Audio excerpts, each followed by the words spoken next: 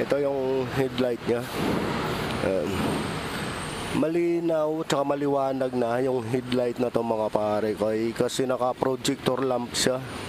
Halos lahat yung mga lumalabas ng mga headlight nila yung mga bulb projector lamp siya. Ano yan, nakaganyan. Nasa gilid yung signal light. Ayan yung signal light. Pati dito signal light.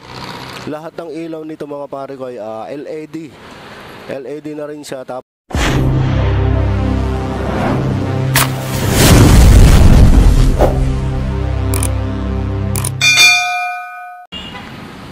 So ayun, good morning mga pare.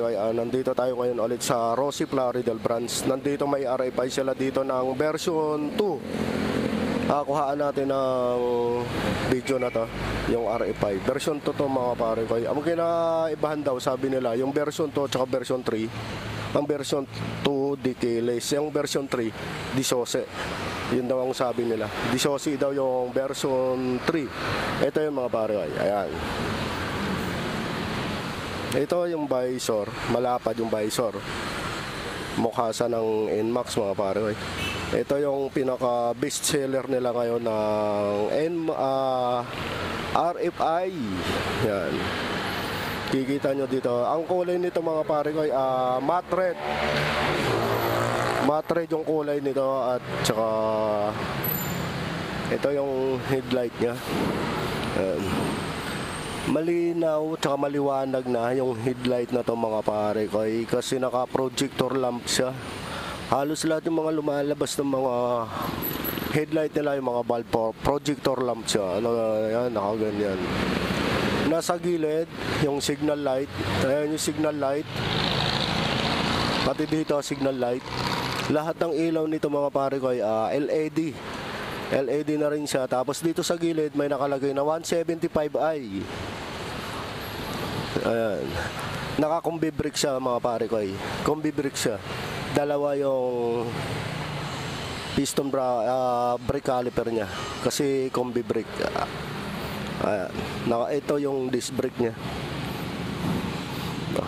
Yung gulong nito, malaki yung gulong nito. 110 70 by 13.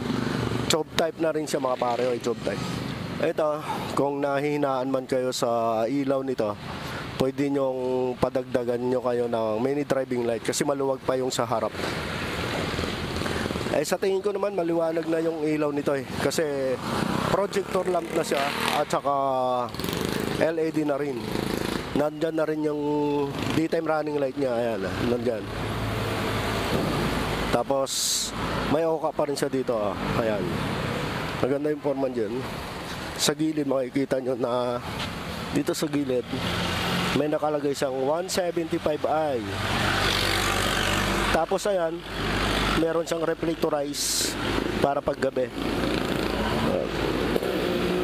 May nakasulat siya dyan na FI. FI siya. Mukhang mababa lang yung dating ng RFI nila nito. Tapos dito tayo sa digital panel niya. Medyo madilim. May pinaghalong analog tsaka digital panel. Pare. Ayan, siguro kung makikita yan dyan. Nakaano kasi yung panel niya. Ito yung switch. Asin kompleto na yung switch niya. Ayan, di-keyless na siya mga pare. Ayan. Keyless na, nandyan na rin yung switch button para sa upuan tsaka sa gasolina sa tangke. Pag magpapagusolina kayo, pepindutin nyo. Tapos dito, andito na rin yung USB charger port. Ito nga pare.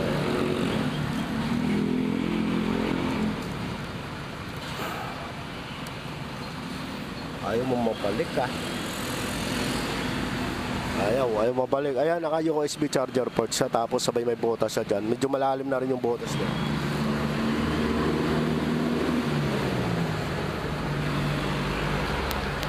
Tapos dito, ito walang packet yan. Ang tingin ko, nandyan yung mga switch niyan. Ngayon dito sa upuan, yung tanke niya, yung tank. Ito makikita nyo dito sa gilid. May carbon type siya. Ayan, carbon yan, tsaka silver, tsaka black. Yan, ayan mga par. Tapos ito yung kulay niya, dito sa gilid. May nakalagay na RFI 175, emblem. Naka-emblem siya. Ito yung panggilid niya. May kickstart pa rin. Yan ang kinaganda dito sa RFI ng Rossi kasi kahit FI na siya, may kickstart pa rin siya. Ayan in case na magloloko yung battery nyo, may kickstart pa rin. Tapos ayan yung apakan ng backride natin. Tapos dito may nakalagay na Euro 4. Ayan. Euro 4. Tapos yung sa upuan niya, ayan, maganda yung upuan niya. Naka-camel back. Hindi na malapad yung sa upuan ng backride natin.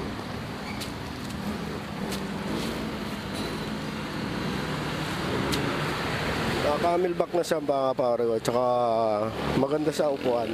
Komportable, mababa. Tapos dito tayo sa likod.